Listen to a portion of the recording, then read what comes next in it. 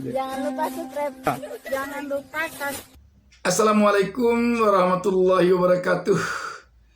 Alhamdulillah, pada bulan Ramadan ini kita dapat berjumpa kembali. Saya Bustami Narda mengucapkan selamat menunaikan ibadah puasa pada hari Selasa tanggal 12 Maret 2024 ini kepada seluruh umat Islam yang melaksanakan ibadah puasa. Sahabat BN, kendati pun kita berada pada bulan Ramadan, sibuk melaksanakan berbagai ibadah, namun kita tentu jangan pula sampai melupakan situasi yang harus menjadi perhatian kita bersama di negeri ini, terutama tentu berkaitan dengan pemilu yang sedang berlangsung proses penyelenggaraannya di negara kita saat ini. Sebab pergantian kepemimpinan ini merupakan penentuan masa depan kita bersama, masa depan bangsa dan negara ini. Sahabat BN, ada hal menarik yang ingin saya kemukakan kepada pemirsa pada kesempatan ini, yakni pernyataan dari seorang pengamat politik senior, Iqrar Nusabakti.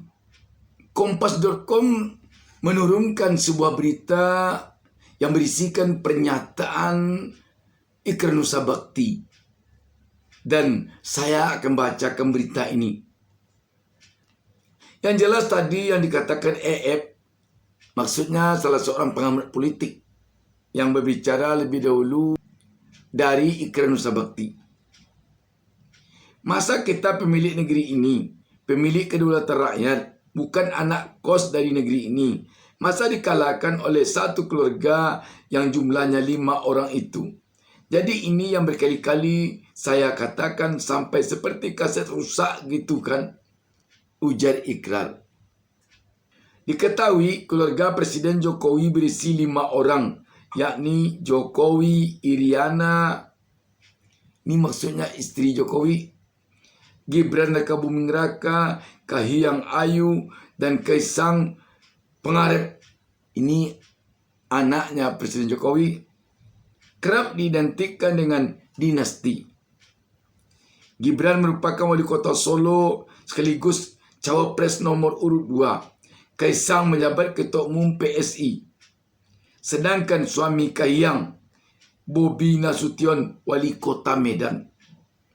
Iqrar meminta publik tidak kaget jika Indonesia terus dikuasai oleh keluarga tersebut. Dia menduga bisa saja Undang-Undang Daerah Khusus Jakarta DKJ disahkan dengan Presiden menunjuk langsung Gubernur DKJ. Dengan begitu, maka pilkada di Jakarta tidak akan digelar lagi. Kalau ini dibiarkan, nanti kita lihat apakah undang-undang mengenai DKJ nanti ternyata gol. Golnya maksudnya apa? Bahwa Gubernur DKJ itu akan dipilih atau diangkat oleh Presiden langsung. Kalau itu terjadi, Anda bisa bayangkan nggak akan ada lagi pilkada di DKI Jakarta. Tuturnya. Lalu Iqrar mengungkit Gibran yang meminta tim suksesnya untuk menolong Kaisang agar PSI bisa mencapai ambang batas parlemen 4% supaya lolos ke DPR. Dia mengatakan bukan mustahil PSI bisa lolos ke DPR jika penghitungan suara yang kacau seperti saat ini dibiarkan begitu saja. Anda bisa bayangkan, Gibran yang belum jadi apa-apa itu bisa ngomong kepada tim suksesnya, ya, bahwa tolong adik saya supaya suaranya itu bisa mencapai angka yang kemudian bisa masuk parlemen. Saya ngomong gini bukan mustahil angka untuk 4% PSI masuk itu bisa terjadi kalau kita membiarkan penghitungan suara yang kacau itu di KPU itu terus berjalan. Jelas Iqrar.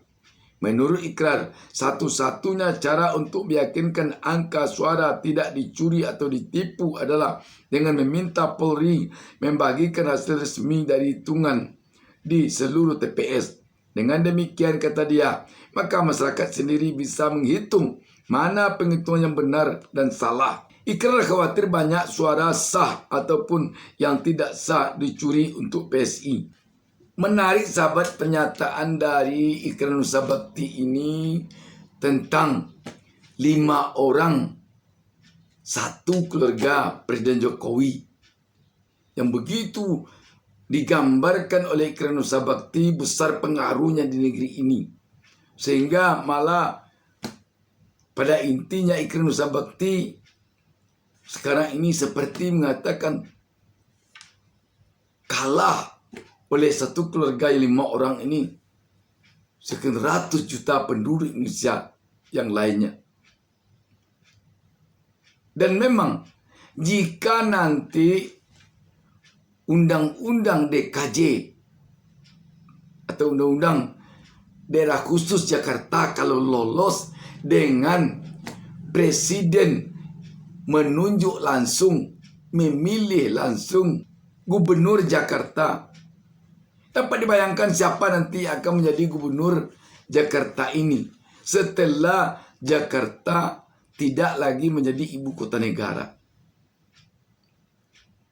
Sahabat BN, memang ini mungkin sejarah yang sangat unik di dunia tentang begitu besarnya peranan politik dinasti pada seorang presiden kepala negara di suatu negara demokrasi yang penduduknya demikian banyak dan penyebaran penduduknya sangat luas yang tersebar pada 17.000 pulau. Memang mengejutkan sekali, tetapi itulah sekarang yang terjadi. Sahabat BN, mungkin apa yang dikemukakan oleh Pak Ikrar Nusa Bakti ini bisa menjadi renungan bagi bangsa ini. Akankah nanti bangsa ini akan benar-benar memposisikan keluarga dari Presiden Joko Widodo mengisi segala posisi penting di Republik ini? Kalau demikian, tentu tidak akan jauh beda lagi negara kita dengan negara kerajaan.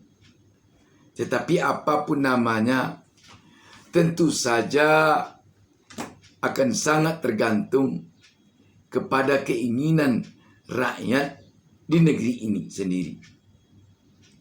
Kalau memang rakyat menginginkan demikian, nanti untuk presiden diatur begini, gubernur begini, bupati wali kota begini, sampai seterusnya dan seterusnya. Sahabat BN, kita tentu berharap selaku orang yang pro demokrasi tidak ingin politik dinasti menguasai negeri ini. Namun sekali lagi, kita tentu dipersilakan oleh Pak Ikrar Nusa Bakti merenungkan pernyataannya ini. Demikian, wassalamualaikum warahmatullahi wabarakatuh.